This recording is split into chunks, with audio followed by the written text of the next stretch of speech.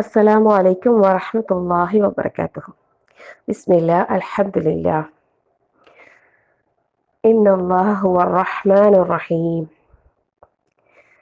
അല്ലാഹു സുബ്ഹാനഹു വ തആലയുടെ നാമവിശേഷങ്ങളിൽ ഏറ്റവും കൂടുതൽ തവണ നമ്മെ അറിയിച്ച നാമമാണ് അർ റഹ്മാൻ അർ റഹീം. ഏറ്റവും കൂടുതൽ തവണ നമ്മൾ പറയുന്നതും അത് തന്നെയാണല്ലേ. അതിനെക്കുറിച്ചാകട്ടെ ഇന്നത്തെ നമ്മുടെ ചിന്ത. അല്ലാഹു സുബ്ഹാനഹു വ തആല പറയുന്നുണ്ട് സൂറത്ത് അൻഅമിൽ, നിങ്ങളുടെ രക്ഷിതാവ് കാരുണ്യത്തെ തന്റെ മേൽ ബാധ്യതയായി നിശ്ചയിച്ചിരിക്കുന്നു. അള്ളാഹുവിന്റെ മേലൊരു ബാധ്യതയാണ്. ഒരിക്കൽ മുലപ്പാൽ നൽകിക്കൊണ്ടിരിക്കുന്ന ഒരു മാതാവിനെയും കുഞ്ഞിനെയും ചൂണ്ടിക്കാണിച്ച് നബി സല്ലല്ലാഹു അലൈഹി വസല്ലം പറഞ്ഞു, ഒരു കുഞ്ഞിനോട് തന്റെ മാതാവ് കാണിക്കുന്നതിനേക്കാൾ കരുണ കാണിക്കുന്നവനാണ് അള്ളാഹു എന്ന്. സുബ്ഹാനല്ലാഹ്. അള്ളാഹുവിന്റെ കാരുണ്യത്തിന്റെയും സ്നേഹത്തെയും കുറിച്ച് നമുക്ക് പറഞ്ഞാല് വാക്കുകളില്ല. അള്ളാഹുവിന്റെ കാരുണ്യത്തിന്റെ 100ൽ 1 അംശം മാത്രമാണ് ഭൂമിയിലുള്ള ജീവജാലങ്ങളെല്ലാം പരസ്പരം കാണിക്കുന്ന കാരുണ്യം. സൽക്കർമ്മം പ്രവർത്തിക്കുന്നവർക്ക് അള്ളാഹുവിന്റെ കാരുണ്യം അത് വളരെ അടുത്താണെന്ന് പറയും.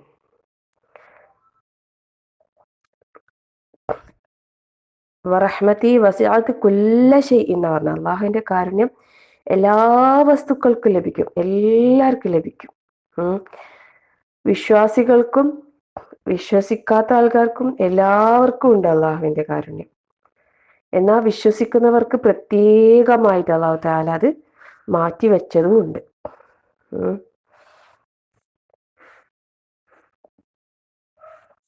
അതുപോലെ സൂറത്ത് സുമറിൽ അള്ളാഹു തആല പറഞ്ഞില്ലേ, ഖുൽ യാ ഇബാദി അല്ലദീന അസ്റഫു അലാ അൻഫുസിഹിം ലാ തഖ്നതു മിർ റഹ്മത്തില്ലാ. സ്വന്തം ആത്മാക്കളോട് അക്രമം പ്രവർത്തിച്ച എൻ്റെ ദാസന്മാരെ, നിങ്ങൾ അള്ളാഹുവിന്റെ കാരുണ്യത്തെ നിരാശരാകരുത്.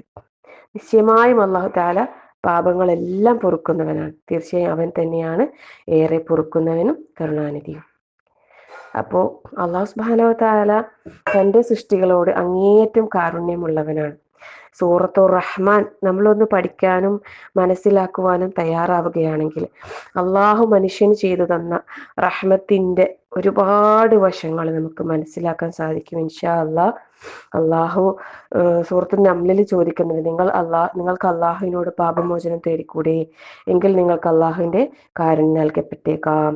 ഇൻഷാ അല്ലാഹ് അങ്ങേയറ്റം കരുണയുള്ള ആ റഹ്മാനായ റബ്ബിന്റെ കാരുണ്യം ലഭിക്കാനുള്ള മാർഗങ്ങൾ നമ്മൾ ഓരോരുത്തരും കണ്ടെത്തുക, പ്രാർത്ഥിക്കുക. അല്ലാഹു സുബ്ഹാനഹു വ തആല നമ്മെ എല്ലാവരെയും അനുഗ്രഹിക്കുമാറാകട്ടെ. ആമീൻ.